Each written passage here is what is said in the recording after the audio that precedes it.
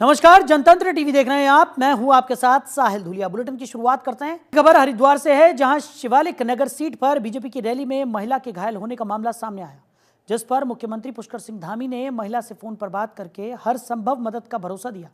उन्होंने कहा कि वो इस घटना से व्यक्तिगत रूप से बेहद दुखी हैं। उन्होंने महिला को मदद का भरोसा दिया। सीएम धामी ने अधिकारियों को निर्देश दिए कि महिला के इलाज और सहायता में कोई कमी न हो।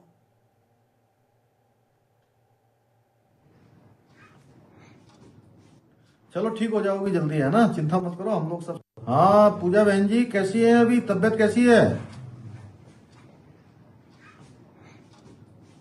चलो ठीक हो जाओगी जल्दी, है ना, चिंता मत करो, हम लोग सब साथ में हैं। अच्छा इलाज होगा, अच्छा सब चीज होगा। क्या करें, चोट लग गई आपको, है ना, बड़ा मुझे भी अभी पता लगा तो मैं तुरंत फोन कर रहा हूँ। मैंने यहाँ से फिर सबसे बात करी कि भाई जल्दी जल्दी उनका सब ठीक करवाओ, है ना, कोई चिंता मत करना, हम लोग सब साथ में हैं। जल्दी ठीक हो जाओगी, मेरी शुभकामनाएं, है ना। कहाँ चोट कितनी लगी है? अरे पंजे में। ओह, अच्छा अच्छा अच्छा अच्छा अच्छा। ओहो, अरे चलो कोई नहीं, अब एक महीने का प्लास्टर लगेगा, मुझे लगता है 4 हफ्ते का कम से कम, है ना, तो ठीक हो जाओगी, कोई बात नहीं। नहीं चलो कोई बात नहीं, हम देखते हैं ना, मैं बात करूंगा, ठीक है, चिंता नहीं करो किसी बात की, ठीक है। उधर देहरादून में मुख्यमंत्री पुष्कर सिंह धामी ने सोशल मीडिया पर पोस्ट कर देश के महान कवि हरिवंश राय बच्चन को श्रद्धांजलि दी। उन्होंने लिखा है कि महान कवि एवं लेखक पद्म भूषण हरिवंश राय बच्चन जी की पुण्यतिथि पर नमन। आपकी कृतियां सृजनात्मकता और कला का अद्वितीय उदाहरण है। हिंदी साहित्य को पहचान दिलाने में आपके द्वारा दिया गया योगदान सदैव अविस्मरणीय रहेगा। बता दें कि प्रसिद्ध कवि हरिवंश राय बच्चन की सबसे प्रमुख रचना मधुशाला रही है, जिसने उन्हें पूरी दुनिया में ख्याति दिलाई।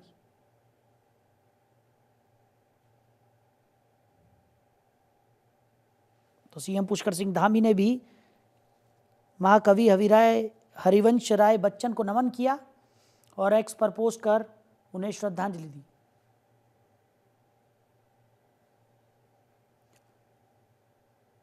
बात करेंगे रुद्रपुर की, तो राष्ट्रीय खेल के शुरू होने के 4 दिन पहले हैंडओवर स्टेडियम होगा और खेल से पूर्व भारतीय ओलंपिक एसोसिएशन ने इसका जायजा लिया है। तो गेम्स टेक्निकल कंडक्ट कमेटी ने मैदानों के हालात परखे। हेलीकॉप्टर से टनकपुर, चकरपुर, खटीमा और रुद्रपुर टीम पहुंची। तो कमेटी अध्यक्ष सुनैना ने खेलों की तैयारियों की सघन समीक्षा की। 4 दिन पहले स्टेडियम हैंडओवर करने के निर्देश यहां पर दिए गए। तो गेम्स टेक्निकल कंडक्ट कमेटी ने मैदानों पहुंचकर जायजा लिया। हेलीकॉप्टर से टनकपुर, चकरपुर, खटीमा और रुद्रपुर टीम पहुंची। तो कमेटी अध्यक्ष सुनैना ने खेलों की तैयारियों की सघन समीक्षा की।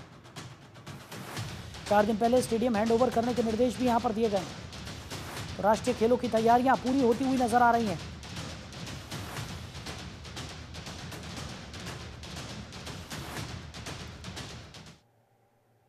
उधर पौड़ी में कांग्रेस प्रत्याशी यशोदा नेगी के समर्थन में पूर्व मंत्री हरक सिंह रावत ने चुनाव प्रचार किया। इस दौरान कांग्रेस कार्यकर्ताओं ने शहर के छतरीधार से एजेंसी चौक तक रैली निकालकर शक्ति प्रदर्शन किया। इस मौके पर उन्होंने कहा कि नगर निकाय चुनाव में कांग्रेस अपना परचम लहराएगी। वहीं बीजेपी पर आरोप लगाते हुए कहा कि राज्य आंदोलन की नगरी रही पौड़ी की दुर्दशा के लिए भाजपा की ट्रिपल इंजन की सरकार जिम्मेदार है। पौड़ी की उपेक्षा के चलते मंडलीय अधिकारी यहां नहीं बैठते हैं। जनता बदलाव चाहती है। बता दें कि प्रचार के दौरान भारी संख्या में कांग्रेस कार्यकर्ता भी मौजूद रहे।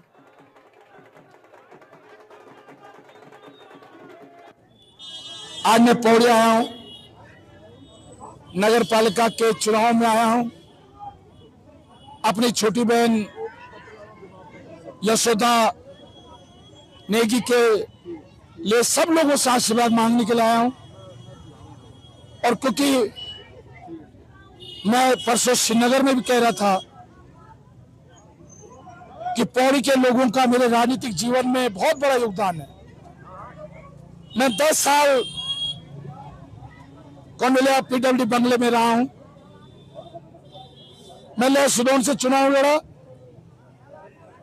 पौड़ी के लोगों ने मुझे लेसडोन भी आकर मेरा प्रचार किया, मुझे आर्थिक रूप से सहयोग किया। मुझे आज भी याद है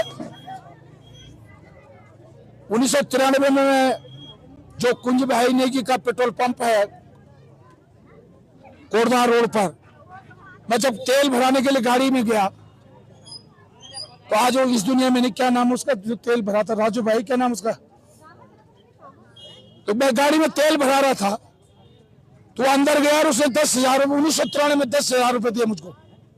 मैं कहा तो छोटा सा कर्मचारी है तेल भराने वाला, तेल नहीं, मेरी तरफ से सहयोग आपके लिए। यहाँ पौड़ी के कर्मचारी जो चपड़ा से होता था 2-2 महीने की तनख्वाह मुझे देता था चुनाव लड़ने के लिए। तो मैं रावत जी का बहुत बहुत धन्यवाद करती हूँ कि उन्होंने अपना अमूल्य समय मुझे यहाँ पर आके दिया है, मेरी कांग्रेस पार्टी को यहाँ पर समय दिया है और सभी जनता से अपील की है कि 23 तारीख को यशोदा बहन को ज़्यादा से ज़्यादा वोटों से विजयी बनाएंगे। जी बहुत अच्छा लग रहा है और बहुत सभी कार्यकर्ताओं का बहुत अच्छा समर्थन मिल रहा है और कई कार्यकर्ता जो हमारे किसी कारणवश नहीं आ पा रहे थे तो आज सब लोग यहाँ पर दिखे और इतना खुशनुमा माहौल यहाँ पे बना हुआ है। और मैं भगवान कंडोलिया ठाकुर से प्रार्थना करती हूँ कि भगवान अगर हमने कहीं पे कोई भी अच्छाई की होगी तो वो अच्छाई मेरे सामने इस समय मेरे चुनाव के दौर पे आनी चाहिए। तो लालकुआं नगर पंचायत में अध्यक्ष प्रत्याशी प्रेमनाथ पंडित के समर्थन में बीजेपी के राष्ट्रीय उपाध्यक्ष और उत्तराखंड प्रभारी रेखा वर्मा ने वार्ड 5 में नुक्कड़ की। उन्होंने जनसभा में बीजेपी प्रत्याशी प्रेमनाथ पंडित को भारी मतों से विजयी बनाने की अपील की। उन्होंने कहा कि ओबीसी जाति के असली हकदार भाजपा निकाय अध्यक्ष प्रत्याशी प्रेमनाथ पंडित हैं। दूसरे प्रत्याशी अपना ओबीसी जाति का सर्टिफिकेट बनवाकर चुनाव मैदान में आए हैं।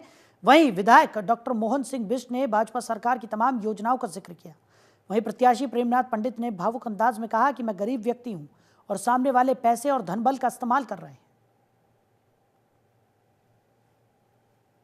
उत्तराखंड में मैं प्रभारी के रूप में हमने बहुत काम किया है और हमारे दो बार हमारी भारतीय जनता पार्टी को यहाँ जो विधानसभा का चुनाव होता है उसमें जनता ने आशीर्वाद दिया है। आज हमारे नगर पंचायत के प्रत्याशी प्रेमनाथ पंडित जी को लिए हम सब लोगों ने जनता से अपील की है और जो हमने यहाँ लालकुआं में भ्रमण किया है, जनता के बीच में गई हूँ, जनता से पूछा है तो बहुत आशीर्वाद और सहयोग मिल रहा है। कहना चाहते हैं कि लालकुआं वर्तमान में नगर पंचायत है, बहुत जल्द हम इसको नगर पालिका बनाने जा रहे हैं, मगर मैं ये कहना चाहता हूँ इन निकायों का बजट बहुत कम होता है, बिना सरकार के सहयोग के शहर का विकास नहीं होता। तो मैं बार बार हर मंच पर इस बात को कह रहा हूँ कि अगर हम लालकुआं नगर का चहुमुखी विकास चाहते हैं, अभी मैंने आपको बताया कि हम लोगों ने लगभग 23 करोड़ रुपए की धनराशि केवल पेयजल के लिए लालकुआं नगर को दी है।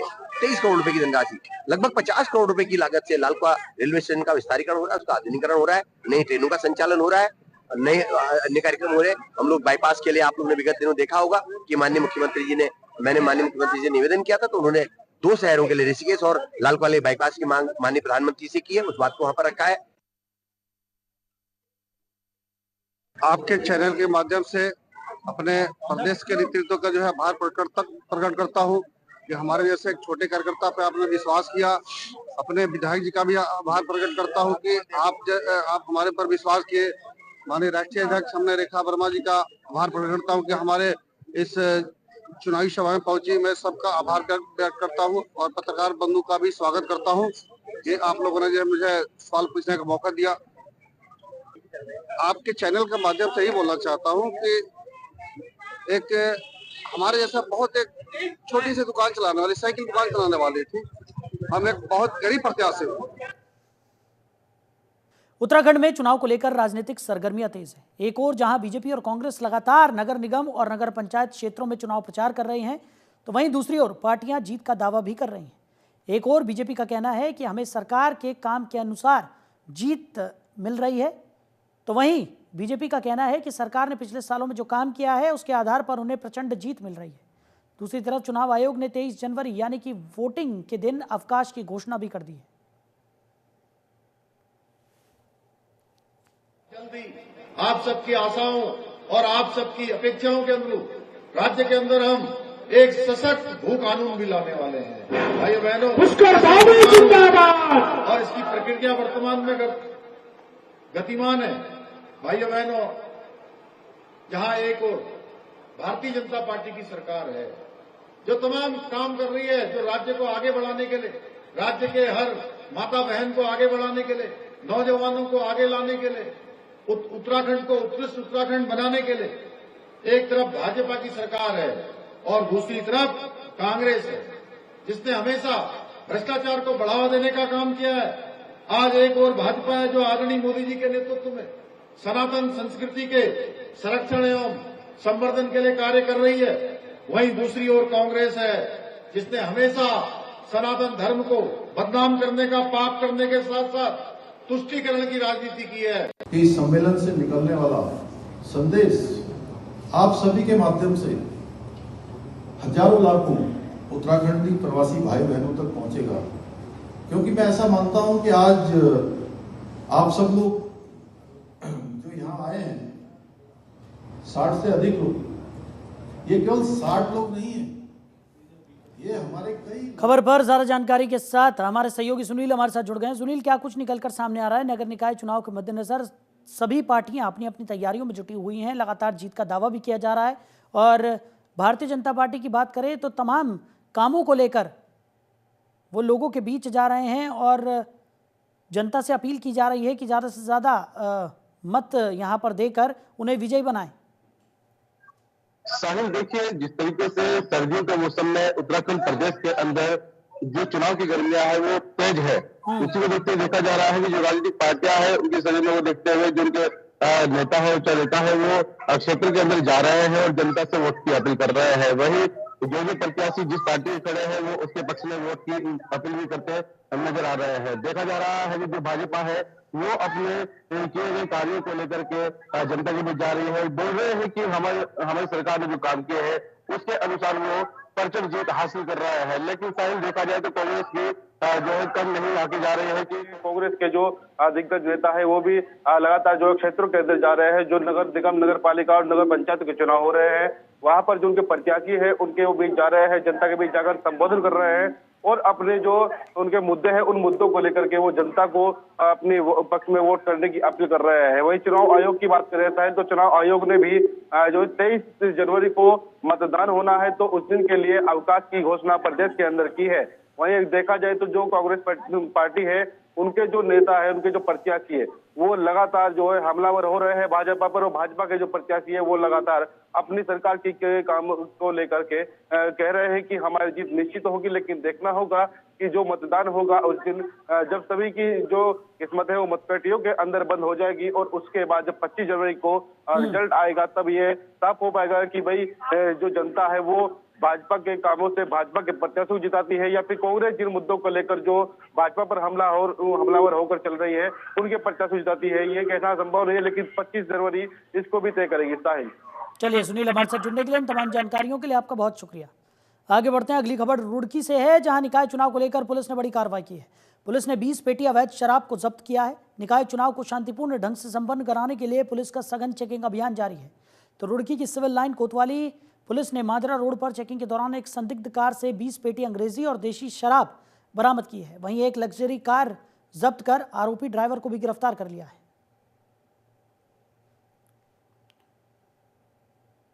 उधर हरिद्वार पहुंचे राष्ट्रीय खेलों के शुभंकर मौली को डीएम ने हरी झंडी दिखाकर रवाना किया।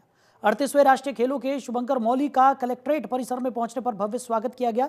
जिलाधिकारी ने पूजा अर्चना के बाद शुभंकर मौली को और 3 प्रमोशनल कंटेनरों को हरी झंडी दिखाकर प्रचार के लिए रवाना किया है। बता दें कि प्रचार रथ जनवरी तक हरिद्वार के सभी विकास खंडों, प्रमुख स्थानों, स्कूलों, कॉलेजेस और बाजारों में घूमकर लोगों को राष्ट्रीय खेलों से जुड़ने के लिए प्रेरित करेगा। तो प्रदेश में इन दिनों आदर्श आचार संहिता लगी हुई है। तो वहीं भगवानपुर क्षेत्र में तालाब पर अवैध कब्जे का मामला सामने आया है। स्थानीय विधायक ममता राकेश व उनके पुत्र अभिषेक राकेश ने अवैध कब्जे का आरोप लगाते हुए नायब तहसीलदार और पटवारी को मौके पर बुलाकर उसकी जांच करने की बात कही है। विधायक और उनके पुत्र अधिकारियों पर अवैध कब्जे को लेकर आग बबूला हो गए, जिस पर नायब तहसीलदार ने जांच करने की बात कही और जो अवैध भराव किया जा रहा है उसकी भी पैमाइश करने की बात कही है। प्रकरण यह है कि अवैध अतिक्रमण की, अवैध रूप से कब्जा करने की प्रक्रिया अब भी उन भूमाफिया द्वारा करी जा रही है। उन्हें पुरानी आदत है। जो प्रत्याशी हैं उनके बहुत नजदीकी बताए जा रहे हैं प्रवीण कुमार, जो यहाँ से अवैध रूप से कब्जा करने का प्रयास कर रहे हैं। दाहिने हाथ है इनके और पुरानी आदत है इन्हें कब्जा करने की। जहाँ पर सरकारी ठेका बना हुआ वो जमीन भी अवैध रूप से इन्होंने कब्जा रखी है। और इसी तरह देखिए, हम बहुत समय से ये बात कर रहे हैं कि भगवानपुर को कब्जेधारियों से मुक्त कराना है। पहले जब कभी थोड़ी बहुत छोटी सी व्यवस्था आई तो उसमें पूरे भगवानपुर में कब्जा कर लिया गया। और आज भी जब भी जैसे ही अभी चुनाव चल रहा है, चुनाव में कहीं से कहीं तक नजर भी नहीं आ रहे हैं। तो जैसे कि मैंने आकलन किया है, तो ये जो जिसने ये कब्जा किया है, भगवानपुर का बच्चा बच्चा जानता है किसके राइट हैंड है वो, देवेंद्र अग्रवाल जी के राइट हैंड है वो।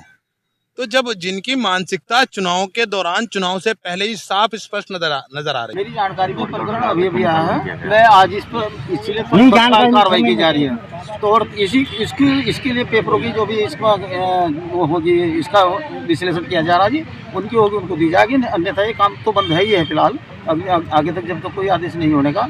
और इस मिट्टी की भी जांच कराई जा रही है कि ये मिट्टी अवैध आ रही है या परमिशन से आ रही है, इस वाले की चेक की जा रही है ना जी। और हम समय समय पर छापामारी कार्रवाई करते हैं जी, उसमें अगर कोई अवैध खनन करता पाया जाता है हम उसको ट्रक ट्रैक्टर जो भी होता है उसको सीज करते हैं। तो फिलहाल इस बुलेटिन में मेरे साथ इतना ही। आप बने रहिए और देखते रहिए जनतंत्र टीवी। नमस्कार।